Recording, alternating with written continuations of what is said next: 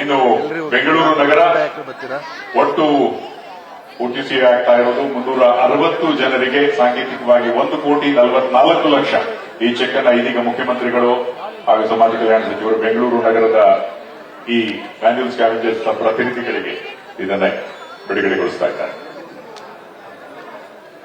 ಅದರ ನಂತರ ಮಂಡ್ಯ ಜಿಲ್ಲೆಯ 745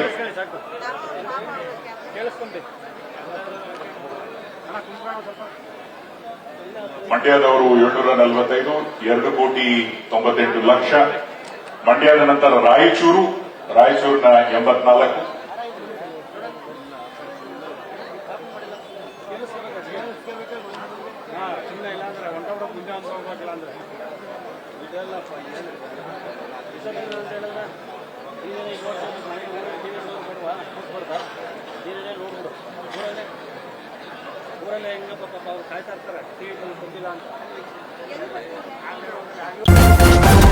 ನ್ಯೂಸ್ ಫಸ್ಟ್ ನಿರ್ಭೀತಿಯಿಂದ ನಿಮ್ಮ ಪರವಾಗಿ.